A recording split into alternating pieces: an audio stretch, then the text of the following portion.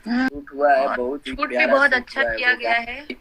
122 million गाना नमरिया कमरिया नमरिया में कमरिया में खोज दे।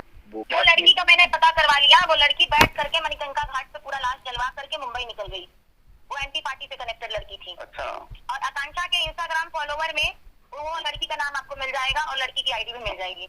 हाँ, एक्ट्रेस अनुराधा सिंह। मेरे लोग पहुंचे थे ना मणिकंका घाट पे, कि मैंने जब मणिकंका पे हमारे लोग कुछ गए पूछने के लिए कि क्या आकांक्षा की बॉडी कहाँ है, तो मेरे लोग जब पहुंचे तो आकांक्षा की बॉडी में आग लग चुकी थी और ये लड़की बगल में बैठ के पालथी मार के जमीन पे एक हाथ दूरी पे सिर्फ, जब तक लाश जल नहीं गई तब तक खड़ी थी वहाँ। अच्छा।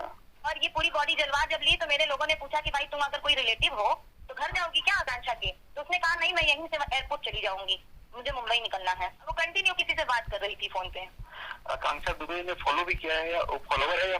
अच्छा, आकांक्षा ने फॉलो नहीं, ट्रेंड फॉलोइंग में है, फॉलो किया हुआ है आकांक्षा ने उसको।